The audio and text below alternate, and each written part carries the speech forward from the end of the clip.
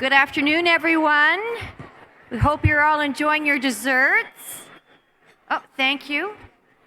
We're back. So good afternoon, and can you all please join me in welcoming our webcast viewers. My name is Willa Black, Director of the Canadian Club of Toronto and your host. Viewers, thank you for joining us. Je m'appelle Willa Black du Club Canadien de Toronto. Bonjour téléspectateurs, merci de nous rejoindre sur l'Internet aujourd'hui. Our club strives to offer a diversity of speakers who address current issues. We are conscious of Canada's rich diversity and strive to reflect this, not only in the topics, but in the speakers who present them. And today's event is a fine example. Before I formally introduce our panelists and moderator, let me tell you about some upcoming events. Next Tuesday, April 10th, our podium welcomes Bill Hutchison, the President and Chief Pension Officer of OMERS and Chair of Oxford Properties Group.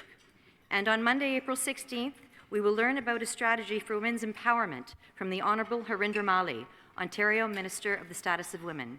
To order your tickets or to learn more about the club, please visit our website at www.canadianclub.org. You can also join the conversation via Twitter, remember what I said earlier, and Instagram by following us at CDNCLUBTO or by using that hashtag. I want to express special thanks to today's event sponsor, which is actually in my script, Cisco, represented by me, Willa. I'm the Vice President of Corporate Affairs for Cisco Canada, and Cisco is the proud founder of the Connected North program. We have a strong CSR focus on Indigenous community capacity building, and we are so delighted to support this event today. And now I am pleased to introduce today's special guests, and and they're already here, so it's great. We are witness to the power and possibility of engaged youth rallying for worthy causes around the world. Right here at home, we have our own young heroes, Indigenous voices speaking out on issues that affect us all: equity, access, opportunity, reconciliation. And we'll hear from them now, and let me introduce them. Ashley Callingbull. In 2015, Ashley became the first Canadian and first First Nations woman to be crowned Mrs. Universe. In addition to her community work, she's an accomplished actor, appearing on APTN's Blackstone. Thomas Dymond. Thomas received both his undergraduate degree and master's degree from Memorial University in Newfoundland. He is currently a medical student at Queen's University. There, he serves as Indigenous Officer of Local Health for the Canadian Federation of Medical Students. Tracie Léost. 4 years ago, Tracie won 3 bronze medals under the Métis flag at the North American Indigenous Games. Her 4-day, 115-kilometer run, OMG, raised thousands of dollars and helped publicize Indigenous concerns. She is in her second year, I'm surprised she had enough energy to get to her second year, of Indigenous social work program at the University of Regina. And we are so fortunate that our discussion today will be moderated by Roberta Jamison. Roberta is a First Lady in the truest sense of the word. She is the first First Nation woman in Canada to earn a law degree. She was the first woman ombudsman of Ontario. She was the first woman elected chief of the Six Nations of the Grand River Territory. And as president and CEO of Ispire, this officer of the Order of Canada and multiple award winner has helped raise more than $91 million to support the organization's programs and services, and I think that deserves a round of applause. That's hard. I think we're in for a real treat today, and I would just urge you all to take advantage of having these marvelous people on stage. Please do ask questions. We've got Q&A cards on your tables, and we will have people circulating around to pick them up. So Ms. Jamieson and youth leaders, the Canadian Club podium is yours. Thank you. Thank you, Willa. Nyawagoa. First, I want to thank Chief Stacey Laforme for bringing our minds together, and I want to acknowledge that we're on the traditional territory of the Anishinaabe, the Huron-Wendat, the Mississauga, the New Credit, of course, and my own people, the Haudenosaunee. This is one of our teachings, and it's very important to do each time. Thank you, Willa. Thank you, Cisco, for sponsoring. Thank you, Canadian Club, for featuring Indigenous voices as we all try and build a better Canada. Inspire is so proud to work with young people, such as those on the stage here. We are a proud charity. We work to support students through education and training, education that validates Indigenous identity and provides our people with an opportunity to take our rightful place in the country. I'm going to share one statistic with you. If we were to close the education gap in Canada, the Centre for the Study of Living Standards tells us that we would increase the GDP in the country by $28.3 billion, that's a B, billion dollars by 2031. If you factor in the changes in employment that would result, the cumulative gains to Canada's GDP by 2031 would be $261 billion.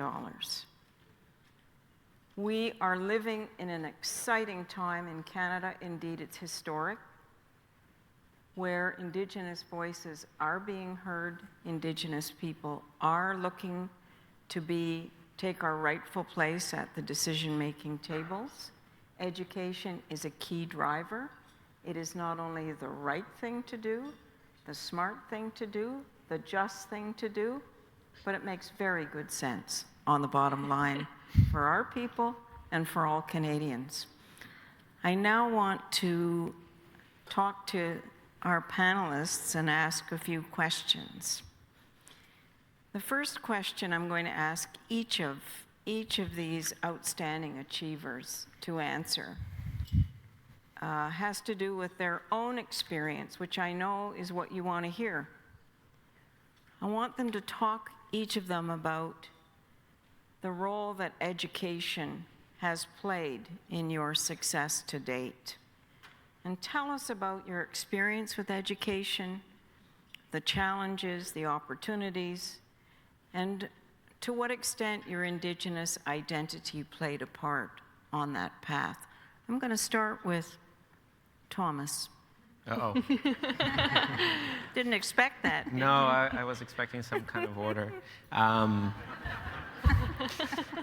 a little lighthearted There is an order. So. The order according to Roberta. Yeah.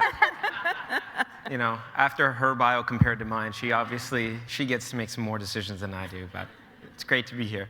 As was shared earlier when we were talking about my bio, so I'm currently in medical school, and I think that's one of those things that a lot of people probably aspire to be, maybe not be. I mean, I think I'm generalizing, a little biased as a current medical student. But leading into medicine, education wasn't really at the forefront of my mind. When I was in high school, it kind of seemed like this is what other people are doing. I had friends who were going to university, and I didn't really know what I was going to do, so I kind of just dove right in, changed around programs a few times, and eventually settled on something that I liked, which was kinesiology, which has also paired me well to be in medicine.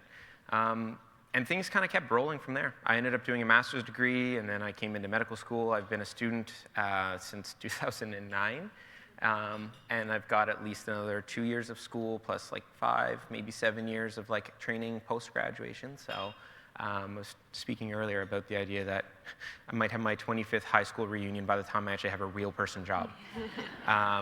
So education along the way, I actually, I reflect back on that. So I grew up in rural Nova Scotia, and I think about all of the people that I grew up with, and a lot of them they did trade school, or they got maybe a nursing degree, or whatever the case is, and they're kind of moving on and going through their life.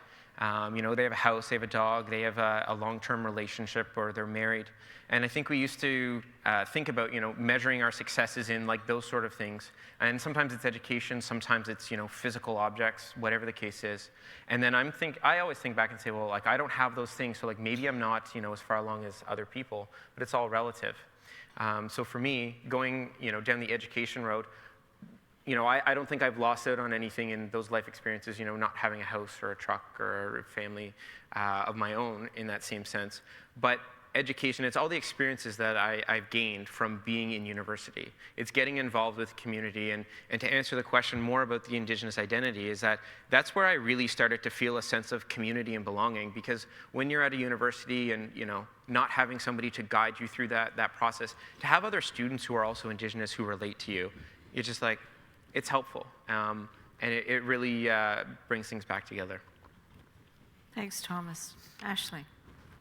For me, it was actually quite difficult, but the thing that did carry me through was my culture. That's what my grandmother always told me, is that I can carry my culture with me everywhere I go, and that's what's going to keep me strong. And with education-wise, it was difficult for me because in high school, I was the only Indigenous person in my school, so it was hard for me to communicate with someone that had that same understanding of culture and traditional values. And I remember I graduated early. I graduated when I was 16, so I went into my first degree program, and I remember I was the only Indigenous person and woman in my science program. So that itself was difficult, but I felt like I was breaking barriers being there, and I felt like I was breaking a lot of stereotypes. And there were a lot of people that said, she doesn't belong here, but I always told myself I belong wherever I want to belong. And that was what was important to me. And I ended up deciding to, I graduated, and then I continued on and chased another passion, which was communications. I love to write. So I ended up graduating with another degree, and then I graduated again with a diploma in film and television because I'm an actress. And the importance of education to me is, one of the biggest factors in my life, because, chasing a career in acting is quite difficult, and it can't be very consistent. So I thought to myself, knowledge is power. It's very powerful to always have a backup plan. And my backup plan right now, I have 2 degrees, a diploma, and I just got accepted into my master's. So I have 2 different master's programs I got accepted into. So the one thing about that's similar to culture for me is I'm able to carry my education with me everywhere I go, just like my culture. So for me, culture I carried with me, and now I have that education I can take with me everywhere I want to go. How do you practice your culture when you're off at university, Ashley? Well, growing up, I lived with my grandparents. They are a medicine man and medicine woman, and it was really wonderful. I was very thankful that I have that spiritual belief and being able to go to sweats and ceremonies. But when I wasn't with them, it was hard because I was by myself. But I always kept true to my values, and my grandparents always taught me to have a clean mind, body, and spirit, to stay away from the negativities in life and stay away from drugs and alcohol. So my focus will always be a clear mind, and I'll be able to chase whatever dream that is. But I always made sure to smudge every day, to pray every day, and keep my spirit with me, because that's what keeps me strong. So that's what kind of set me apart from other people, was my culture, and it really kept me going, and it kept me strong and for every day that I had. Thank you. Tracie. So education has been probably the biggest and most important thing for me, but when I talk about education, there's 2 sides of it. One side of education for me is experience in my community and with people and in the classroom, and then there's the book aspect of education. And when you put those 2 things together, you get something really, really powerful, and that's what education is to me. And education has been the most important thing for me because I always tell people that education is the only thing that can never, ever be taken away from you, especially as an Indigenous person. Your identity and your education, at the end of the day, whether anything can get taken, that's all you're going to have left. I always say that the Indian Act came along and it took away families, and it took away cultural belonging and identity, and it took away objects, but you could take away my driver's license, you could take away my home, you could take away my family, and at the end of the day, I'm still gonna have my education. And as an Indigenous person, your experience and your education is such a powerful, powerful thing that'll take you through the rest of your life. So that has been my big thing, is education has been everything for me, but education has been a major struggle. I'm a Métis woman who I'm very connected to my community, I'm very community-based, but my parents lived in Winnipeg, so I went to school in Winnipeg, and I went to school with a lot of really privileged kids. I just went to like a public school, nothing private, like a regular school, but it was a step ahead of what people were experiencing in my community. And I struggled because From kindergarten to grade 8, I was only one of 2 Indigenous kids in my class. And from grade 9 to grade 12, I was only one of 4. And coming from a community where that's my heart and soul is my community, it was a struggle for me to not be around people like me.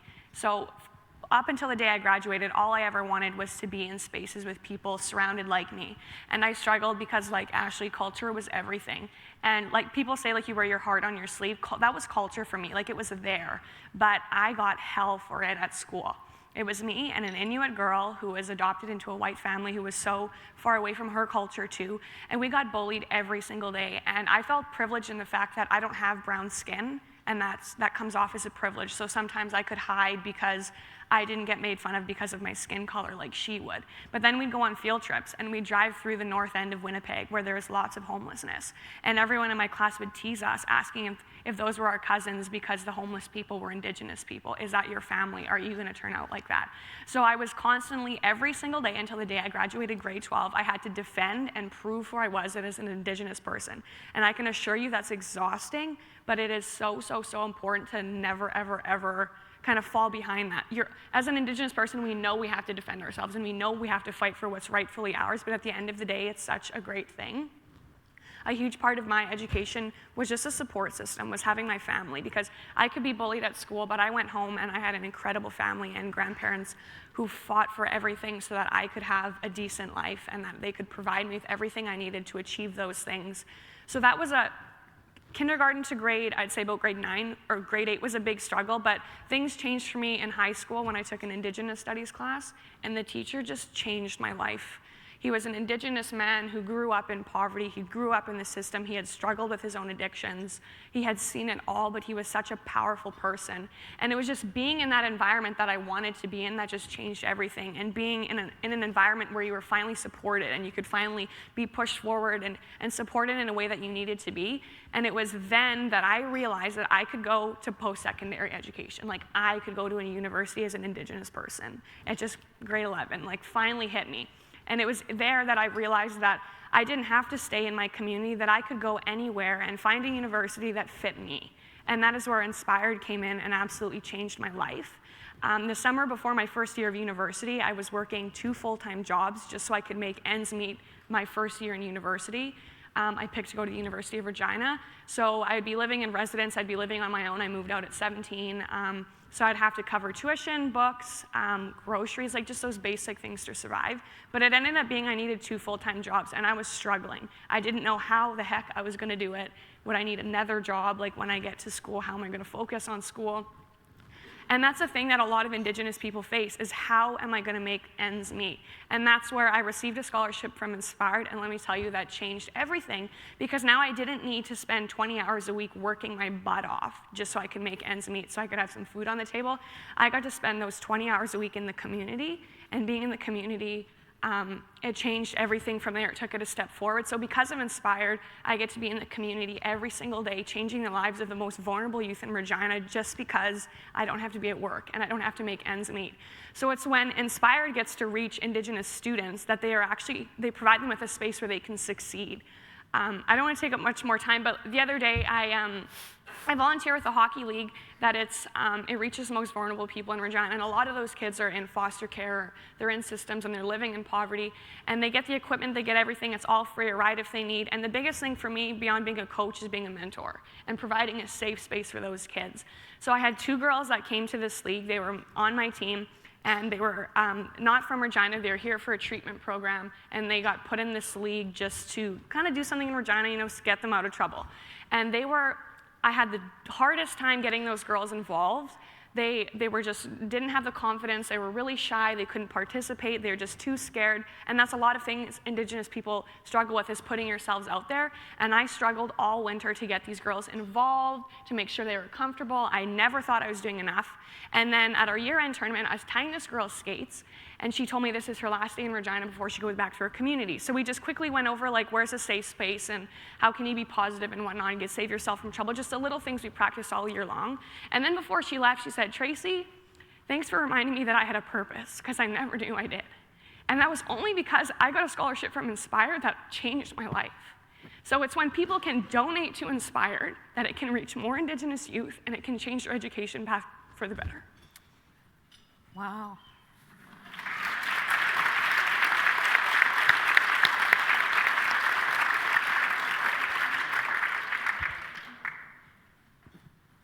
The three people on the stage are profiled in a television special that Ispire does every year, where we lift up role models, First Nations, Inuit, and Métis.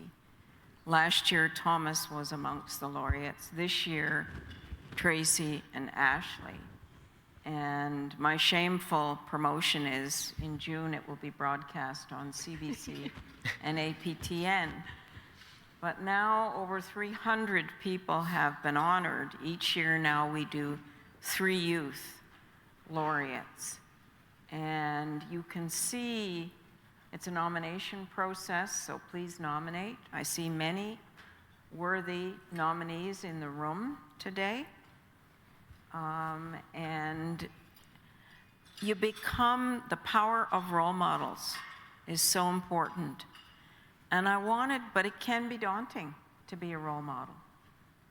I want to ask each of our panelists how they feel about that, being a role model, particularly in the time of reconciliation in Canada, where Canadians are becoming more interested.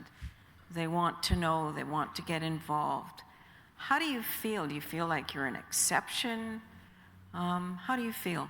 Ashley? I think it's a wonderful thing to be a role model, to be a leader for other Indigenous youth and non-Indigenous youth. I think that right now with reconciliation, I feel that non-Indigenous people are our allies. I feel that, they need to take the time to understand our history, learn about our culture, because we're Canadians, we're all together as one. And if there's a better understanding, and for me, what I try to do with reconciliation and being a role model, a leader for other youth, I try to educate people as much as possible.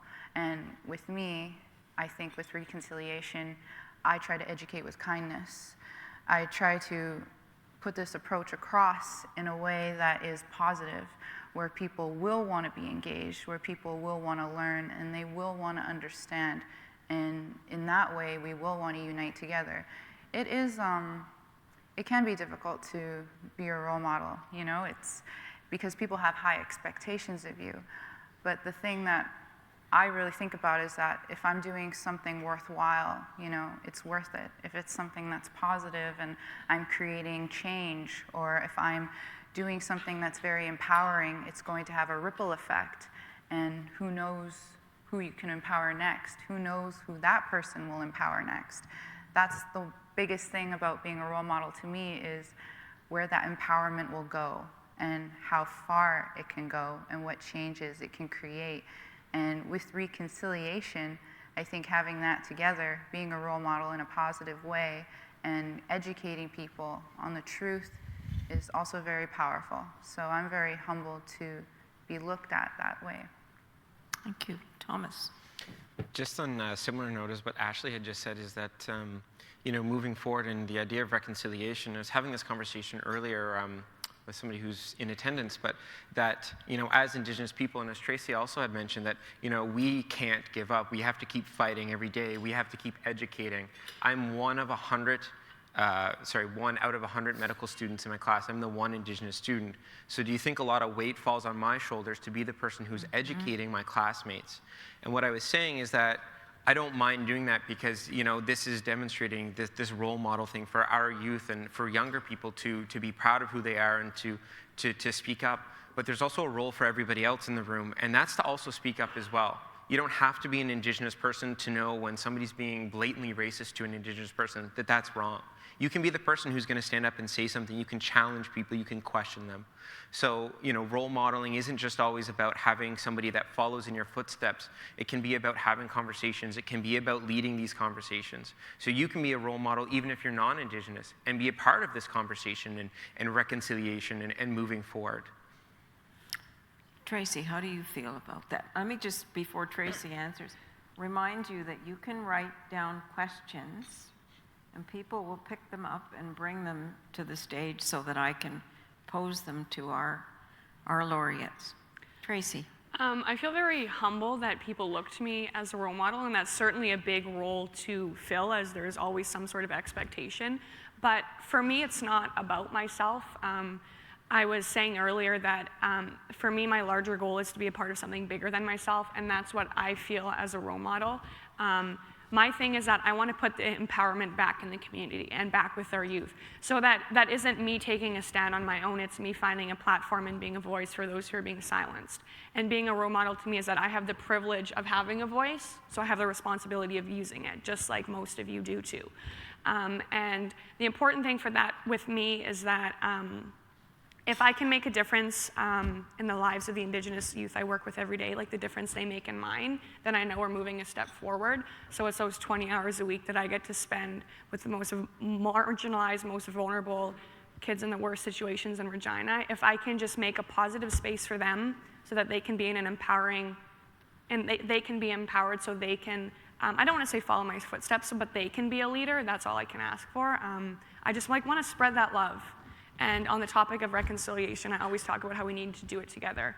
And that's like what I feel as a role model, especially as a Métis woman, as I walk in two worlds. I walk in the world of the oppressed, and I walk in the world of the oppressors. And for me, it's about bringing those two together. You need to empower both communities. And as a youth, as a role model for myself, it's to empower other people so they can bring that gap together. Thanks, Tracie. If you were to think of one thing to say to Thomas, to say to business leaders, what is the one thing they should be investing in to support Indigenous youth on their path to leadership? What would it be? So I guess I'm going to have 2 points. I'm going to break off of the kind of one idea. One is, I think, to recognize diversity. A lot of universities now have affirmative action, which is to increase the number of Indigenous students in particular programs, to have equal representation of, our 4% of Indigenous Canadians within their all areas of academia. So I think for businesses and companies or future employers is to recognize that we need to start harnessing that. As Roberta has already said, the however many billions of dollars that our GDP would go up if we actually harnessed our youth.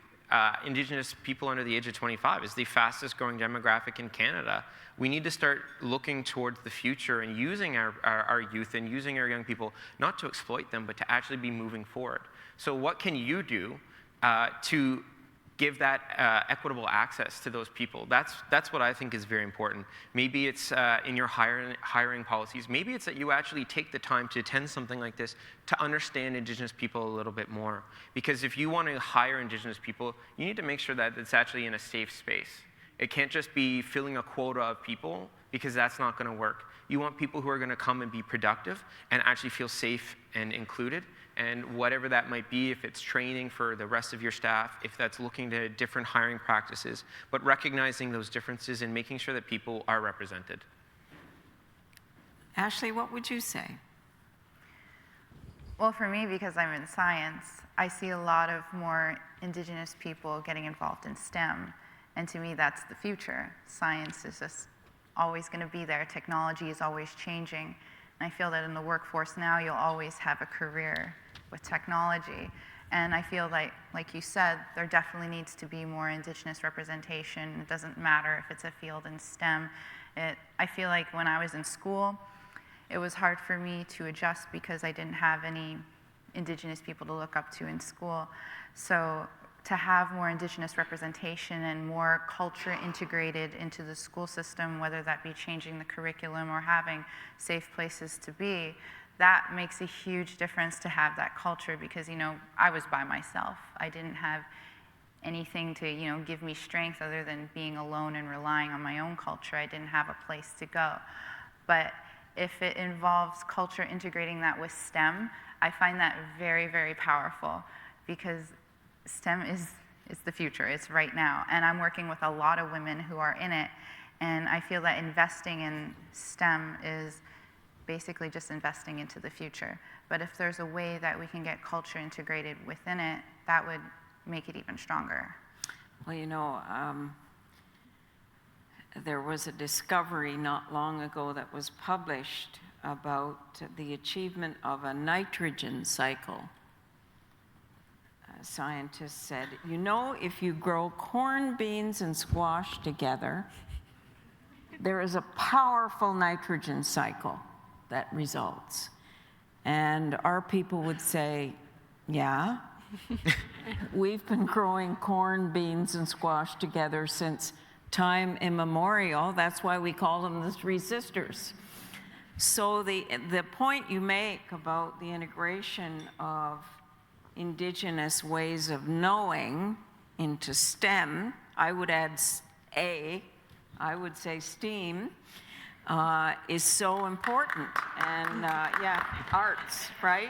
Yeah. Our artists are, and you're an artist, are the ones who really provoke our thinking and challenge us to change. Yeah. But for sure, Indigenous ways of knowing. I meet with a lot of leaders of business, university, government, and some people will say to me quietly, gee, you know, we get it. Reconciliation, we're there. We understand we need to do things differently, but we don't know where to start. We don't know what to do. We don't know how to reach out to the communities. What would you say to them? Reaching out, reconciliation. For me, it's always having, like I said before, more Indigenous representation, more understanding. And, you know, you can be Indigenous, you can educate people as much as you want. It's really the non-Indigenous people that need to be involved and for all this understanding to go forward in order to create a better Canada. We need your help. It can't just be us fighting a fight. And, you know, it's something where we need to be together as a group, where we need to be allies. We need that understanding, and that's the only way that we're really going to move forward. We can't do it alone. And you could see us protesting, fighting constantly for what we believe in, but we need non-Indigenous people to understand where we're coming from and why we are the way we are, what we've suffered through, what we're continuing to suffer through. We need non-Indigenous people to help us because, like you guys are, we're all Canadian. That's the only way we're gonna ever have reconciliation, is if we work together and there's that understanding. And we need to be sympathetic to the way that, you know, Indigenous people are now, and it's because of our history. The true history and the true understanding will help everyone move forward. Yes, it's a harsh history, but we can create a better future if we work together. Thank you, Ashley. They told me that was 7 minutes, so it's probably 6 minutes left. Sorry. No, it's not you. We're having a wonderful conversation. One note is congratulations to all of you for achieving what you have and the importance of engaging non-Indigenous youth in the journey. Another question is really interested in how these young people got through life with all the obstacles put in front of you. And here's an interesting part. Why do you call yourself Canadians with everything that Indigenous people have been put through in their life in Canada?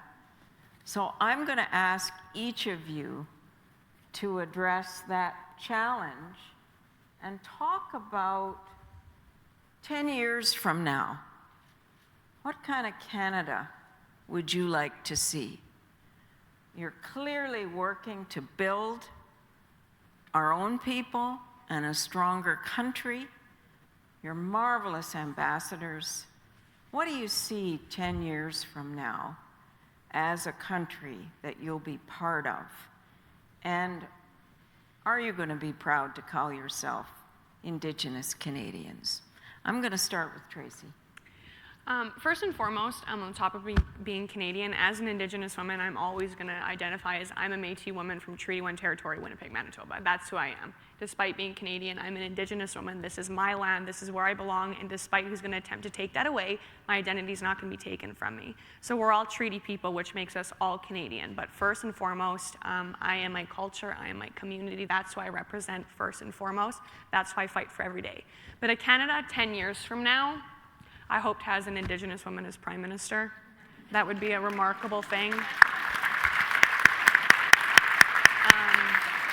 to just see more Indigenous people in leadership roles that have a voice, where they're finally being heard. But we were talking about this earlier, and the Canada I am going to live in 10 years from now is going to be a country and a society that doesn't deal with the problems as they come. So we had this conversation earlier about upstream and downstream thinking. So right now, we're waiting for the big problems upstream to flow downstream into a bunch of little things before we deal with them.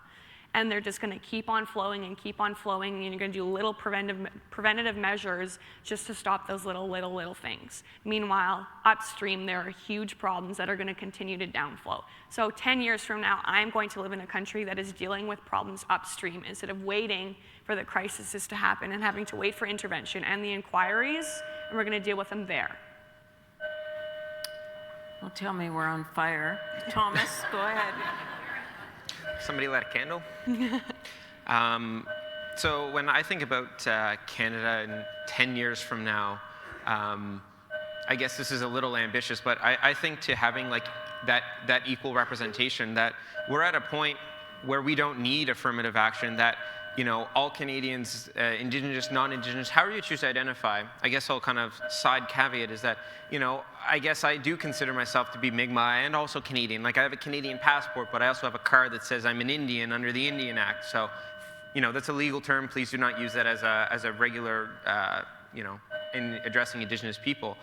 So it's straddling those two worlds and how you make that work. But in 10 years from now, it would be ideal to see that representation of 4% of Indigenous people in Canada. That's what makes up our population, to see that happening. We have an alarm. It's being investigated. Thank you. And these young people can just carry on. And there we go. We're just going to keep on going. Keep going, Thomas. So just to kind of finish up on that thought, sorry, I get a little distracted sometimes. Last point, to have that representation, because if we have 0.25% of physicians in Canada are Indigenous and 4% of our population is Indigenous, then we have a lot more to go. So I strive to see that world where we are represented in the education system, we're represented in all levels of government. I think it's great that Roberta was the first Indigenous. She had so many accomplishments, I can't even list them all right now.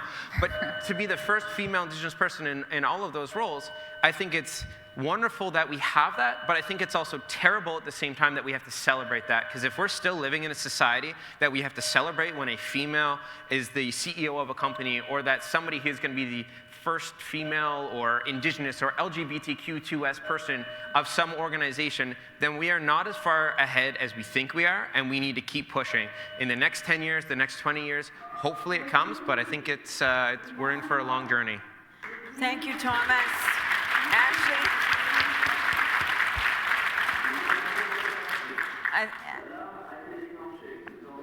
Well, I hope there's not a fire. I'm gonna ask Ashley to answer the question. Well, do your best and against yeah. all odds. Well, I always identify as a First Nations Plains Cree woman from Enoch Cree Nation. I always, tell everyone how proud I am to be Indigenous. But I have represented Canada on so many levels in pageants, so everyone knows me as a Canadian citizen. And for me, in 10 years, I hope for the best. I do hope for more Indigenous representation in all fields, especially in government. I hope that we have those seats at the decision-making table, because we need that. And exactly like Thomas said, it's an amazing thing to be the first this, first that, but it shouldn't be like that. I'm hoping in the future it will be a regular thing to see, where there's more Indigenous representation everywhere, because I feel that we're so underrepresented in so many different fields. And I find that, having people like Tracie, Thomas, and Roberta, you're paving the way for other youth to chase those big dreams. And in 10 years, I'm hoping that, I hope for the best. I do hope for more representation, but I hope that our people are not going through the same situations they are now. I'm hoping that, our people are thriving instead of suffering. But in order for that to happen, we need to work together to create a better Canada, and I know that we can thrive together. Thank you, Ashley.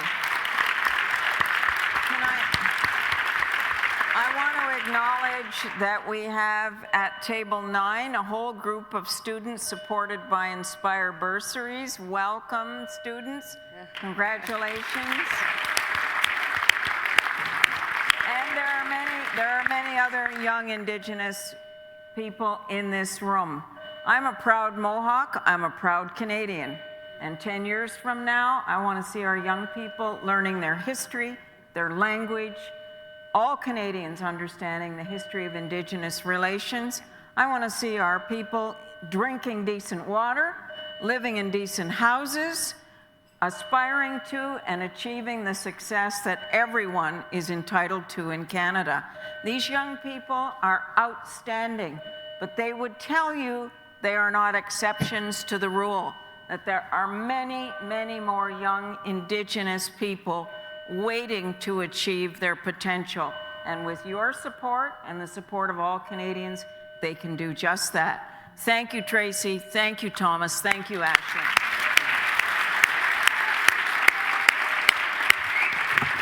I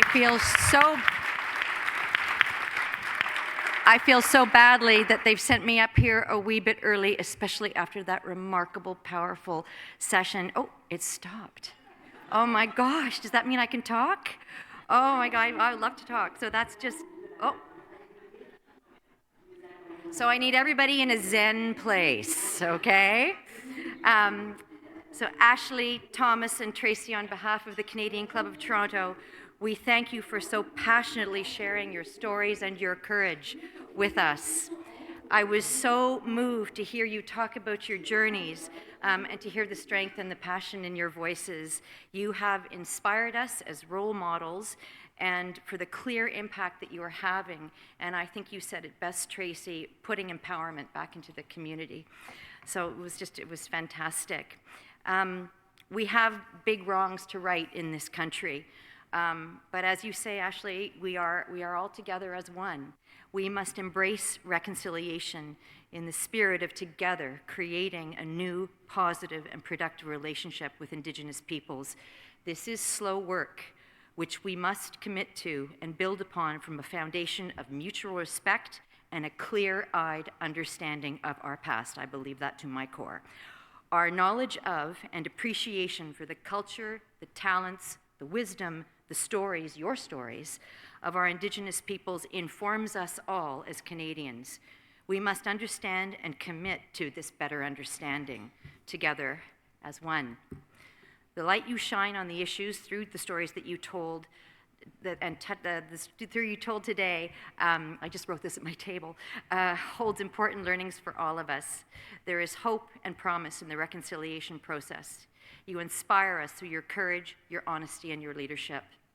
And to our moderator, a great woman who also leads by example, Roberta, thank you for your lifetime of deep commitment to Indigenous peoples, for framing the issues, for showcasing the talent and potential, for embodying the spirit of hope for a better, more productive, and inclusive future. This gift, your gift to all Canadians, is formidable, and we thank you.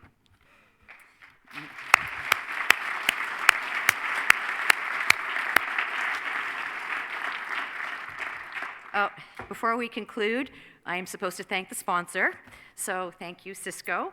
And I would also like to thank MediaEvents.ca, Canada's online event space, and VVC for live streaming today's event. To learn more about the club, please visit us at canadianclub.org. I think this is a really remarkable way to spend an afternoon. I think we will all go back to our offices and our homes and our families and colleagues, really moved through the stories we've heard, and you've certainly inspired us. So thank you so much, everyone, for being here, and à la prochaine.